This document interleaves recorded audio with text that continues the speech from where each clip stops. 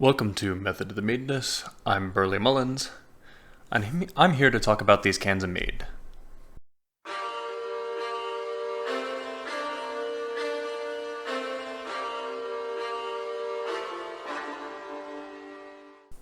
So, if you've seen the intro, you know that this is all about these cans of mead, and I'm not here to necessarily talk about the quality of mead that you can expect from cans or anything like that, but rather to talk about a movement that's been in the mead world for a while, but has been picking up more steam lately in session-style meads, where lower ABV, accessible meads. I ordered this online that are relatively inexpensive, that you can get just about any time. Whereas meads like this, traditional meads, there are barriers to entry. They tend to be a little bit more expensive. They tend not to have such great distribution. This brand in particular does, but that's not always the case. And relying on local options isn't always the best way to experience mead. Now, it's interesting to look at the history of mead, especially in contrast to a drink like beer. Whereas, cheaper, lower ABV beers, accessible beers that, anyone can get their hands on, has sort of been the norm for the entire history of beer. The craft beer movement, the higher ABV beers, the beers for an occasion is a relatively new phenomenon, whereas honey has always been the most expensive fermentable material that's commonly used to make alcohol. I've talked about that before on this channel. And mead has always been something of an aspirational beverage, one that is brought out for an occasion or given to the guest of honor. It has always been, quote unquote, the nice drink. It is a situation that is now occupied by, say, whiskey, fine distilled spirits, or a fine wine. The craft movement in mead sort of has been its entire lifetime. So this is sort of a role reversal. And I think it's interesting to have this conversation where, is this space, in mead viable? And as available as this is, I would say yes. I've seen ads for this on Facebook. Of course, I do a lot of searches on mead, so my, ad space is pretty targeted towards mead, but still, I get a lot of ads for these. I don't get that many ads for, the traditional mead varieties. And maybe it's because they're sold on reputation alone. I'm not sure. So what I ended up doing today is getting this sour cherry mead from Havoc Mead and a cherry mead from Schramm's Mead. Now, Ken Schramm, the maker of this, is also the man who wrote The Complete Mead Maker, which was the first guide that I got when I got into mead making. It is highly recommended as a source of information, especially if you're new to the hobby, and is just generally very well respected in the mead community. That said, I've never had one of his meads, so we'll see how this goes. I deliberately got them both as cherry, not necessarily to compare them against each other, although I will, but to talk about how similar ingredients can lead to such drastically different results. Let's go ahead and try these.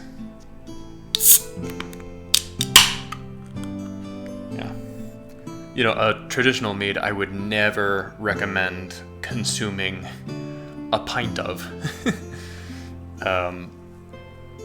You know, it's strong like wine, you know, between 12 and 16%, maybe more. There's one we had on the channel that was 19% even, and that's a bit excessive. But it is sort of indicative of what you can see in this space. Whereas this is a much more toned down, although still fairly hefty, 6.9%. And this is the much more traditional 14%. I'll be pouring a lot less of this one. Let me go ahead and tell you that.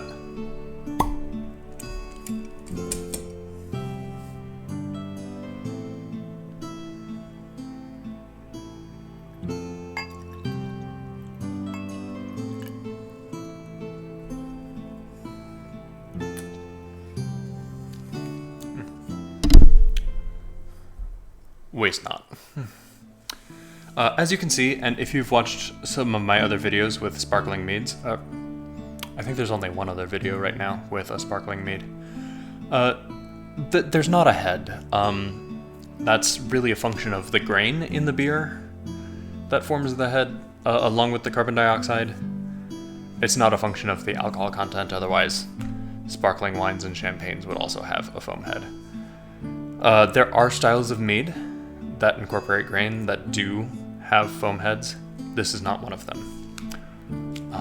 I'll go ahead and give the session style mead a shot first.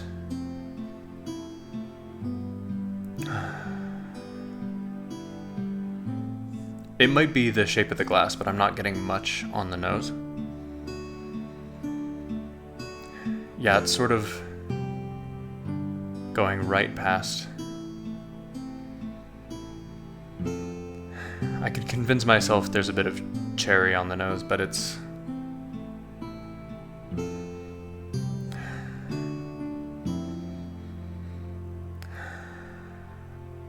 it's barely there. So I'm just gonna go ahead and give it a taste.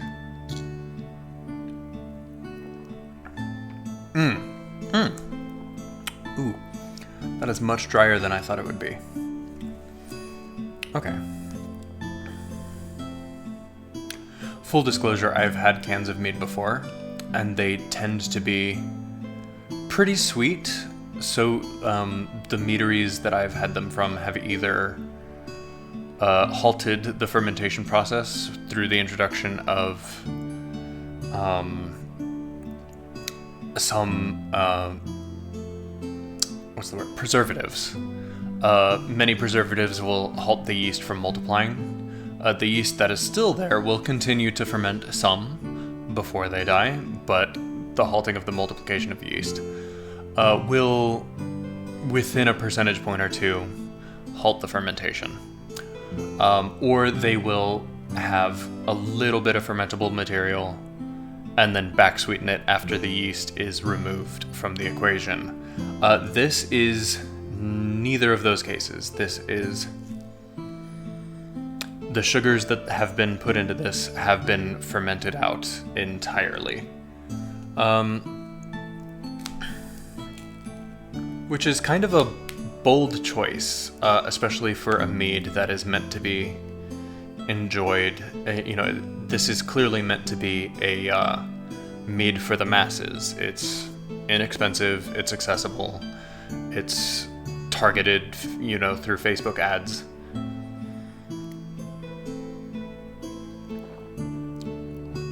I will say that having used less ingredients, I would assume, this is all based on my own experience as a mead maker, not necessarily me having insider knowledge. I would assume that they just used less honey and less sour cherry juice, because I did check. They do just use sour cherry juice in this, to get the gravity that they need to get to 6.9% ABV, no more, no less. And that's why it's not present on the nose from this glass. I'm not mad about that, actually. Even bone dry meads that I have made with high ABV, or relatively, especially relative to this, still tend to have a very sweet honey aroma, and can sort of lead you down a false path, as you try it. Whereas you're expecting sort of a sweet flavor, and then you get this dry, mead experience. Some people can find that delightful. Some people find it off-putting.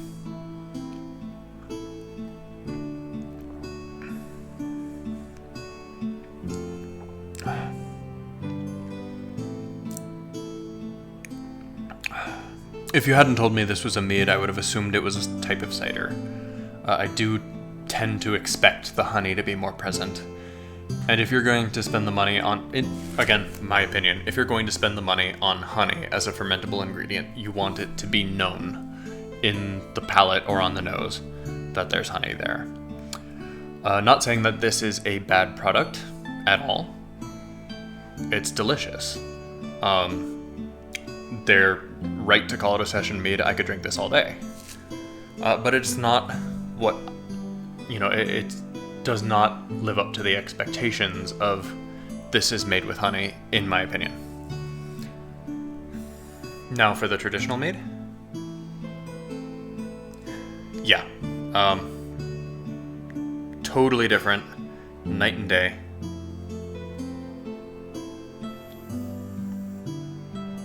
Strong cherry aroma.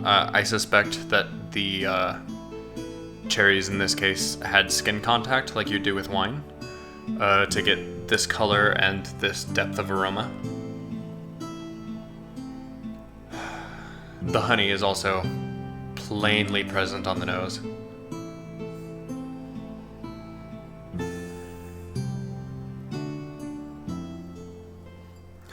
It does smell a little floral, and I think that's from the fermentation. I think that might be an ester produced by the yeast.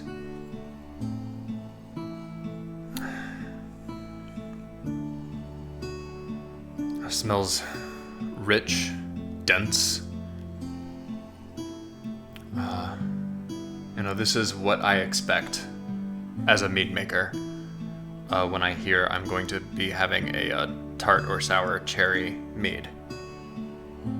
Let's go ahead and give this one a taste.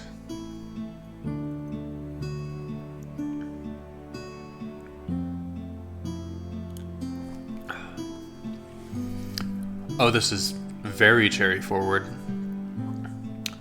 Fairly sweet. Not too sweet. The tartness of the cherry balances it out delightfully. Maybe a bit sweet for my tastes, personally. But not at all unpleasant. Not in the slightest.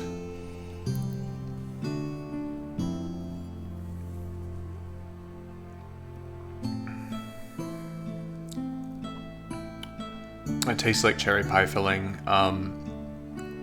I know there isn't any in there, but there's almost a cinnamon note that comes through. Cinnamon would be a delightful addition to this mead in the future. But it's very cherry forward. I don't believe this was back sweetened. I think this was all in one go. That's just my guess. I don't know for sure.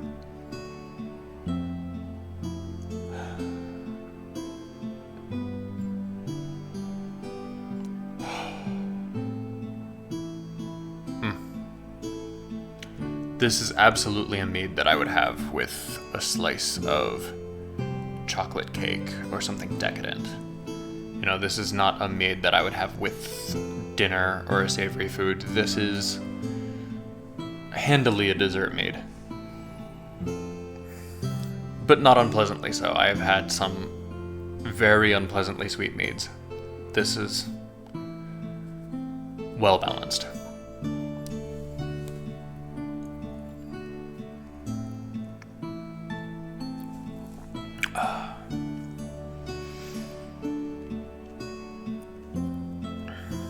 You know, this one may work with cheese.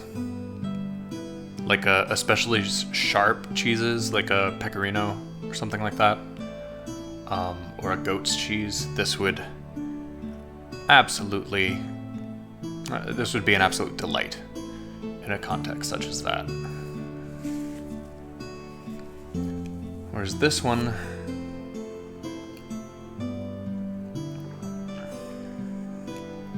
yeah, I could have a burger with that. It would go great with many different meals.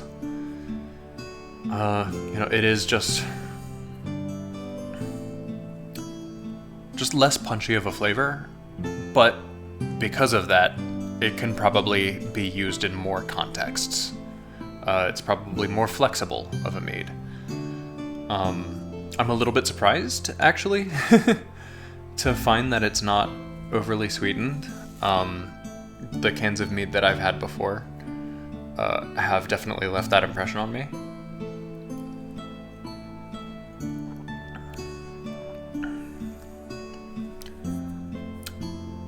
But I don't think this is necessarily a good entrance into mead as a whole. But at the same time, I don't think this one is either. You know, I feel like a lot of people... this, I think, meets expectations for what somebody who has never had a mead before will think of when they think of, ah, yes, this is alcohol made with honey. You know, they'll automatically assume that it's a very sweet thing. And while this one does this one does go in the other direction, the Havoc Mead. This one, I think, could benefit from a little bit of dryness. Not totally dry, mind you. But I think it would be better as a whole. Again, this is just my opinion as a mead maker. And my personal opinion is going to be very different from yours.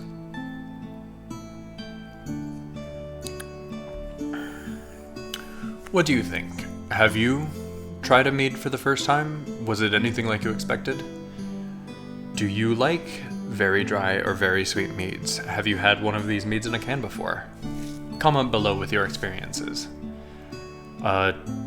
Don't forget to like, comment, subscribe, and hit the notification bell. It's currently the best way to support my channel outside of sharing these videos with your friends. This has been Method of the Meadness. I'm Burley Mullins, signing off.